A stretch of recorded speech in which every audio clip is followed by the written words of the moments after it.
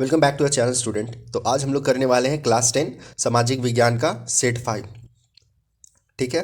तो 1 to 4 हो चुका है, अब सिर्फ ये लास्ट 5 बचा है। तो एक बार मैं आप लोग को फिर से बता दूं, हिंदी का, इंग्लिश का और ये एसएसटी सोशल साइंस का, ये तीनों का कंप्लीट हो चुका है। और बचा है आपका जो भी आप कमेंट कर दे तो मैं उससे रिलेटेड वीडियो बनाऊंगा। चलिए तो स्टार्ट करते हैं। स्वतंत्रता, समानता एवं बंधुत्व का नारा किस क्रांति की देन है? ठीक है, तो ये फ्रांसीसी क्रांति की देन है। एक इसके साथ मैं एक और चीज़ बता दूं, हम लोग जो भारत का संविधान में देखते हैं, प्रस्तावना पढ़ते हैं, उसमें स्वतंत्रता, समानता और बंधुत्व जो है वो फ्रांस की क्रांति जो हुई है, मतलब फ्रांस का संविधान से ही लिया गया है। ठीक है, तो आप इसको नोट कर लीजिएगा। सेकेंड है, बिस्मार्क जर्मनी का प्रथम चांसलर कब बना? ये भी बहुत इंपॉर्टेंट क्वेश्चन है जर्मनी का एकीकरण से।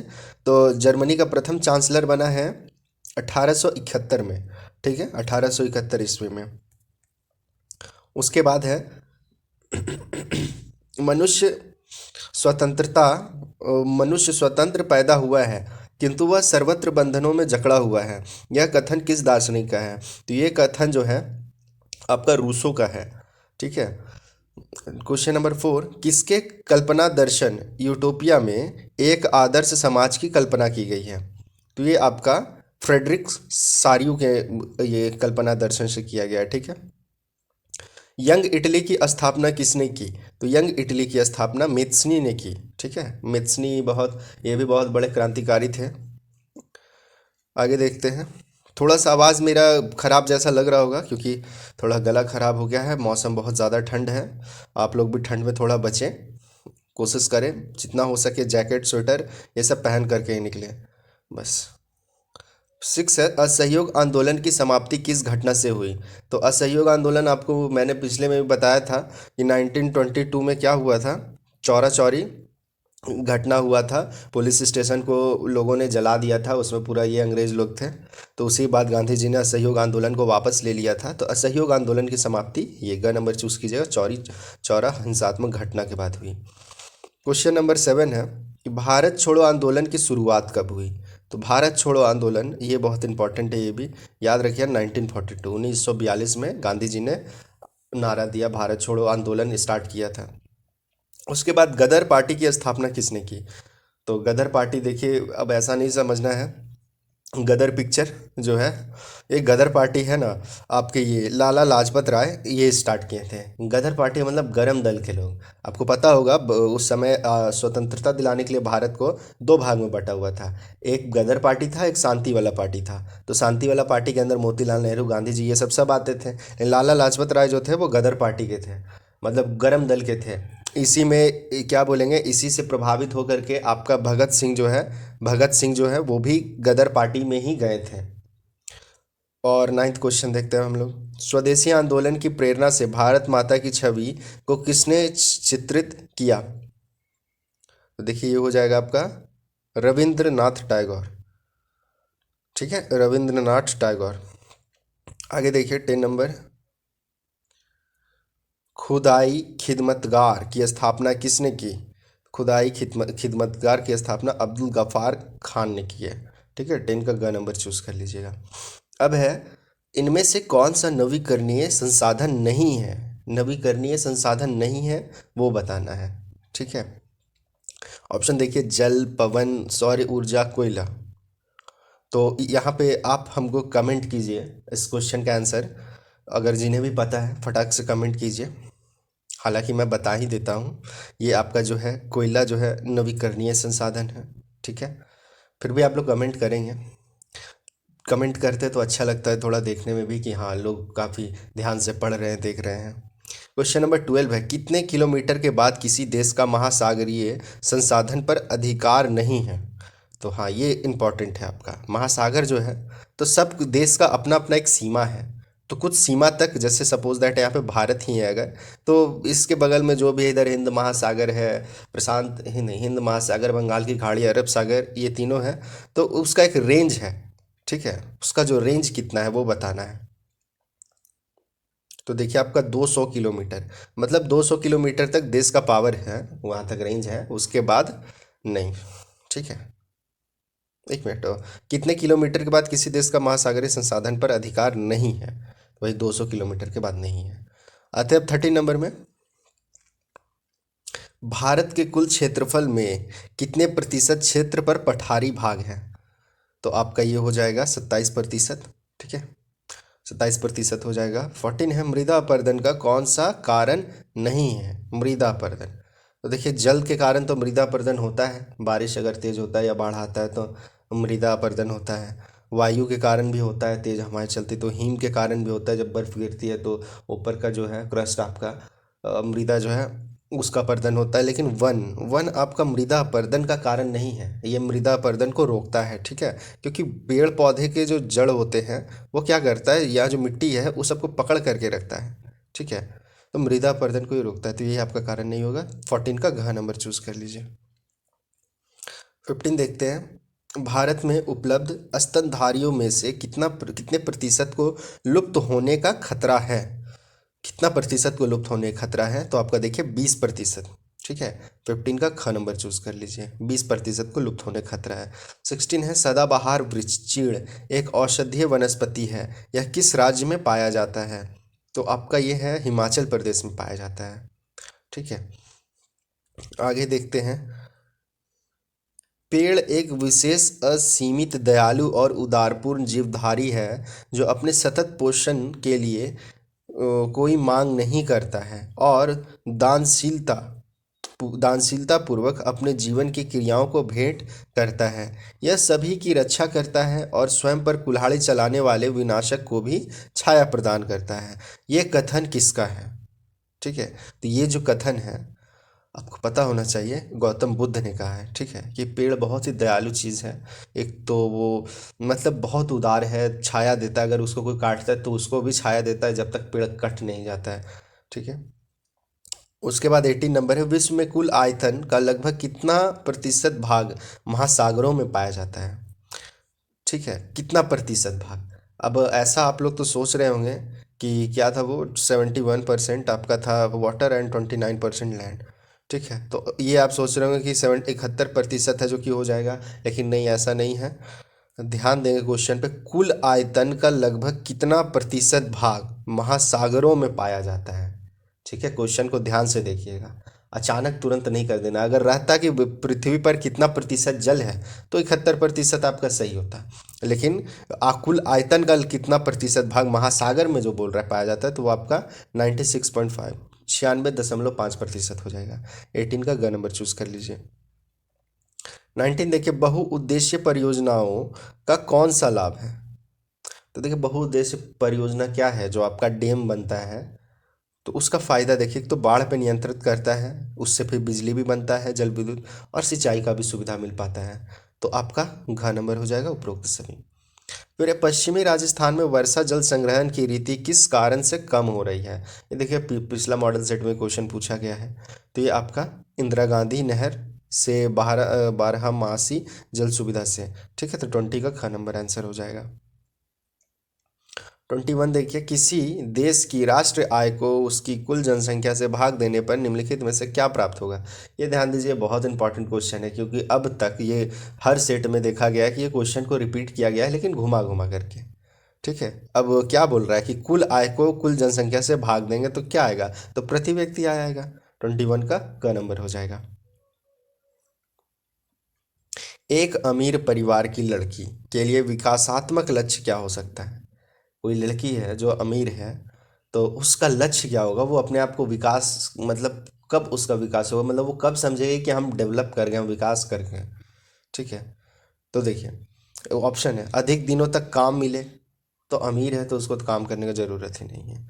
बेहतर मजदूरी मिले, नहीं। अधिक बिजली प्राप्त हो, तो उससे कोई मतलब ही नहीं, पैसा बहुत है। ये देखिए, उसके भाई को जितनी स्वतंत्रता मिलती है उतनी ही स्वतंत्रता उससे भी मिले। ठीक है, ख नंबर इसका आंसर हो जाएगा। तब वो लड़की को लगे कि हाँ हम भी विकास करके, मतलब बराबरी का अधिकार चाहिए। तो थोड़ा सा क्वेश्चन को घुमाया गया है, कॉमन सा ही क्वेश्चन है। ठीक है, 23 देखिए, शिशु मृत्यु दर क्या सूचित करता है? तो मैं पहले भी बता चुका हूँ।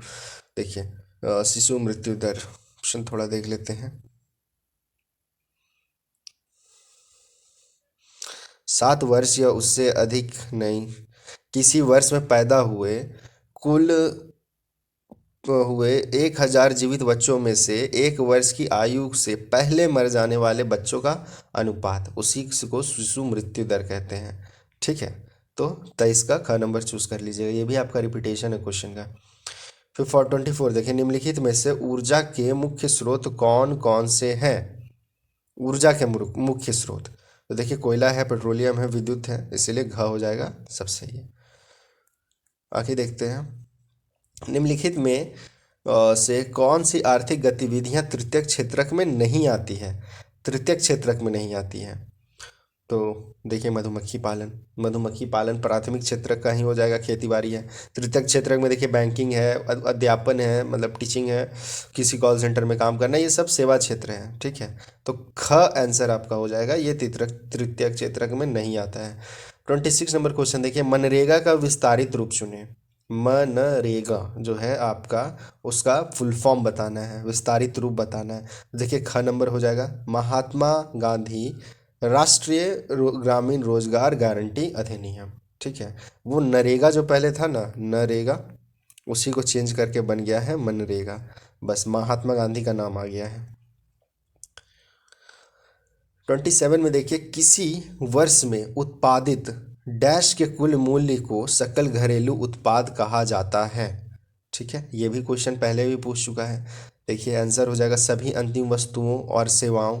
ठीक है, तो किसी वर्ष में उत्पादित सभी अंतिम वस्तुएं, अंतिम वस्तु का बात करें, जैसे पिछला प्रीवियस सेट में हम लोग देखे थे क्या था कि मान के चलिए आटा है, उसमें चीनी डाल दिए और फिर जा कर के बिस्किट बनता है। ठीक है, आटा में चीनी डाले तो बिस्किट बनता है, तो हम आटा का दाम और चीनी का दाम, अब बिस्किट का दाम ऐसे जोड़ करके सकल घरेलू उत्पाद नहीं निकालेंगे, सीधा जो बिस्किट का कुल दाम है, अंतिम मूल्य जो है, उसी के आधार पर सकल घरेलू उत्पाद निकालेंगे। ठीक है, 28 में देखिए, सलमा एक सरकारी अस्पताल में नर्स का कार्य करती है, तो सलमा किस क्षेत्र की गतिविधि में संलग्न है? किस क्षेत्र में आएगी ये सलमा?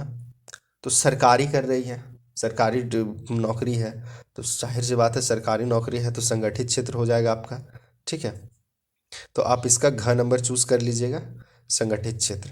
29 देखिए, भारत को किस क्षेत्र में छुपी हुई, अच्छा, भारत के किस क्षेत्र में छुपी हुई बेरोजगारी पाई जाती है? छुपी हुई बेरोजगारी दिखना नहीं चाहिए, कहीं छुपा हुआ रहता है।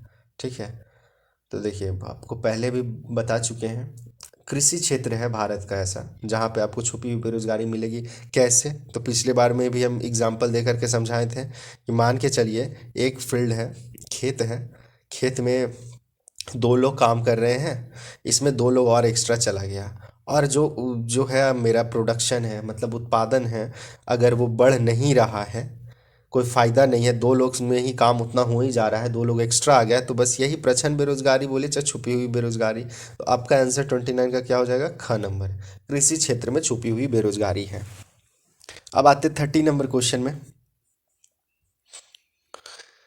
इस क्षेत्र को श्रमिक माल का उत्पादन नहीं करते हैं। इस क्षेत्र के श्रमिक माल का उत्पादन नहीं करते हैं, तो ये कौन सा क्षेत्रक है? तो तृतीयक क्षेत्रक, क्योंकि तृतीयक क्षेत्रक सेवा क्षेत्रक है। ठीक है, 31 है, बेल्जियम में सत्ता की साझेदारी के संबंध में कौन सा कथन असत्य है? ठीक है, सत्ता की साझेदारी, तो इसका आंसर देखिए आप लोग यहाँ से कर लीजिएगा, बेल्जियम में अलग सरकार है और इसमें डच एवं फ्रेंच भाषी समुदाय का असमान प्रतिनिधित्व है। ठीक है, आगे देखते हैं, संघात्मक शासन प्रणाली वाला देश इनमें से कौन नहीं है? संघात्मक शासन प्रणाली, ठीक है, इसमें से कौन नहीं है वो आपको बताना है, तो वो हो जाएगा आपका आंसर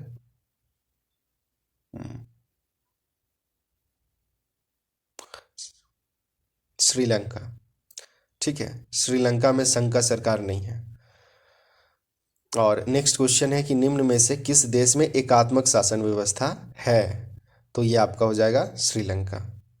ठीक है, अब देखिएगा क्या है, मतलब दोनों क्वेश्चन एक दूसरे को रिलेट कर रहा है, तो बस वही आपको समझना है कि संघात्मक शासन प्रणाली नहीं है तो श्रीलंका में नहीं है। तो जब संघात्मक शासन प्रणाली नहीं होगा तो कौन सा होगा, एकात्मक शासन प्रणाली होगा। तो वो कहाँ है, तो श्रीलंका में है। बस क्वेश्चन को थोड़ा सा ट्विस्ट किया गया है। ठीक है। 34 देखिए, शिक्षा किस सूची में शामिल है। ठीक है, शिक्षा, तो शिक्षा जो है आपका वो समवर्ती सूची में शामिल है। ठीक है। आप लोग जब भी पॉलिटिकल साइंस पढ़ते हैं तो मैं आप लोग को बस एक छोटा सा हिंट कर दूं, अभी जब भी आप लोग पॉलिटिकल साइंस पर बहुत ध्यान से पढ़िएगा। किसी भी चीज़ को जैसे आर्टिकल आई मीन अनुच्छेद पढ़ते हैं, उसके बाद भाग है, संविधान का कितना अनुच्छेद है, कितना भाग है, संघ सूची किसमें है, राज्य सूची किसमें है, समवर्ती सूची किसमें है, ये सब जरूर पढ़ें। साथ ही देखिएगा आगे चल करके कंपटीशन एग्ज़ाम में, इवन जेपीएससी ऐसा, ये सब जो यूपीएससी एग्ज़ाम, ये सब में भी बहुत सारा इससे रिलेटेड क्वेश्चन रहता है। जैसे मान लीजिए आप लोग पढ़े होंगे मौलिक अधिकार। ठीक है, मौलिक अधिकार तो पढ़े होंगे। मौलिक अधिकार से क्वेश्चन रहता है, कितना होता है मौलिक अधिकार, वो तो कॉमन हो गया। कितना मौलिक अधिकार है, कौन सा मौलिक अधिकार, किसके किस संविधान के किस अनुच्छेद में वर्णन किया गया है, ये सब आप लोगों के बुक में है। बस आप लोगों को थोड़ा सा ध्यान देना है। अगर आप ये अभी से ध्यान दे दीजिएगा तो आपको फ्यूचर में बहुत काम आएगा। ठीक है, जो इस चीज़ को नहीं पढ़ते हैं फिर आगे जाते हैं कंपटीशन फाइट करने के लिए, तो उसके बाद फिर से अलग से कोचिंग करो, कंपटीशन का तैयारी करो 2 साल 4 साल 5 साल, तब जा कर के कहीं अगर कंप्लीट हुआ तो एग्ज़ाम निकल पाता है। तो आप लोगों के लिए 9 के हैं, 10 के हैं, अगर इन फ्यूचर आप आगे चल के आर्ट्स ले रहे हैं, 10 to 12 मतलब 12th तक का जो भी सिलेबस है आपका एनसीईआरटी का 10 to 12, इस पर पूरा फोकस कीजिएगा। क्योंकि एनसीईआरटी से ही आगे किसी भी तरह का कॉम्पिटेटिव एग्जाम हो सब में पूछता है। इवन टीचर का आपका जो भी आता है, जे टेट, टेट, यूपी टेट, ये सब जो भी वैकेंसी आता है सब में क्वेश्चन जो रहता है एनसीईआरटी से ही रहता है। 8 9 10 11 12 सब इसी से राउंड अप में आता है। तो आप लोगों से मेरा रिक्वेस्ट है कि अगर पढ़ाई कर रहे हैं तो बस ध्यान से हर चीज़ को लाइन बाय लाइन पढ़े, नोट्स बना लें, अच्छा सा एक नोट्स बनाएं और उसको रखें। ठीक है, आगे तक वो आपको काम आएगा। बहुत सारे लोग नहीं समझ पाते हैं जिनका उनको फ्यूचर में बहुत लॉस होता है। ठीक है, तो मैं आप लोगों को अभी से ही गाइड कर दे रहा हूँ ताकि आगे चल करके कोई दिक्कत ना हो। आगे हम लोग देखते हैं कितने नंबर में थे। अच्छा, 34 हो गया हम लोगों का। 34 का क्या आंसर बताए थे, ये समवर्ती सूची नोट कर लीजिएगा। आगे 35 देखते हैं। भारत में स्थानीय शासन प्रणाली कितने स्तर की है। ठीक है, तो ये याद रखिएगा 3 स्तर का है, त्रिस्तरीय है। उसके बाद मतलब 35 का ग नंबर चूज कर लीजिएगा। 36 में देखिए, संघीय सरकार की एक विशेषता नहीं है वो बतलाना है। तो वो आपका आंसर हो जाएगा ग नंबर, निर्वाचित पदाधिकारी ही सरकार में सर्वोच्च ताकत का उपयोग करते हैं। ठीक है, तो ये विशेषता नहीं है। अब 37 में देखिए, निम्नलिखित में कौन सुमेलित है। अच्छा, कौन सही है वो बताना है। तो देखिए आपका संघ सूची, पुलिस कृषि व्यापार नहीं, राज्य सूची प्रतिरक्षा बैंकिंग संचार नहीं है, समवर्ती सूची वन विवाह उत्तराधिकारी नहीं है। ये कॉमन सही बात है, ऐसा कोई होता भी नहीं है अभी, क्योंकि अभी हमने पढ़ा ना समवर्ती सूची में क्या शिक्षा होता है। अब आते हैं अवशिष्ट शक्ति। अवशिष्ट शक्ति जो है केंद्र सरकार के पास है। हाँ, तो ये मैच करेगा, 37 का घ नंबर मैच करेगा। अवशिष्ट शक्ति जो है वो केंद्र सरकार को मिला हुआ है। तो 37 का घ नंबर चूज कर लीजिए। 38 देखिए, इनमें से कौन सा एक हित समूह का उदाहरण है। ये आपका आंसर हो जाएगा बामसेफ। ठीक है, बामसेफ चूज कर लीजिए। 39, नेपाल में हुए जन संघर्ष को निम्न में से क्या कहा गया था। तो उसको लोकतंत्र के लिए दूसरा आंदोलन कहा गया है। ठीक है, फिर से मतलब नेपाल में आंदोलन हुआ, लोकतंत्र के लिए दूसरा आंदोलन। 40 नंबर क्वेश्चन देखते हैं लास्ट। लोकतंत्र और जनसंघर्ष के संबंध में क्या असत्य है, असत्य क्या है वो बताना है। फर्स्ट दिया हुआ है कि लोकतंत्र का जनसंघर्ष के माध्यम से विकास अवरुद्ध होता है। देखिए फर्स्ट ही वाला सत्य है, तो आप का नंबर चूज कर लीजिएगा इसका आंसर। ठीक है, तो आपका आज एसएसटी का सेट 2 कंप्लीट हो गया है। और सेट 2 नहीं, अभी हम लोग सेट 5 में। मैं थोड़ा तबीयत ठीक नहीं लग रहा है, तबीयत थोड़ा ख़राब हो रहा है, आई थिंक ठंडा लग गया है। तो आप लोगों को मैंने जैसा बताया सेट 1 to 5 यहाँ कंप्लीट हो गया है एसएसटी का। उसके बाद इंग्लिश का हो गया है, हिंदी का हो गया है, क्लास 9 का भी हो गया है, क्लास 10 का भी ये हो ही गया है, कुछ सब्जेक्ट बचा हुआ होगा उसको भी कर लेंगे जल्दी से। क्लास 12 का भी कुछ कुछ करवा रहे हैं, ठीक है, कोशिश करेंगे क्लास 11 का भी स्टार्ट करें। बस उम्मीद करते हैं कि तबीयत थोड़ा सा जल्दी ठीक हो जाए, उसके बाद स्टार्ट करेंगे हम लोग इसको, ठीक है। बस आप लोगों को वही करना है, थोड़ा सा चैनल को सपोर्ट करें बस। पता ही है, चैनल को सब्सक्राइब कर दें, जो न्यू व्यूअर्स है वो सब्सक्राइब कर दें और शेयर करें, कोशिश करें कि ज़्यादा से ज़्यादा ये स्टूडेंट लोगों के पास जा सके और उन लोगों को हेल्प मिल सके, ठीक है। फिर हम लोग मिलते हैं नेक्स्ट वीडियो में, तब तक के लिए बाय एंड टेक केयर।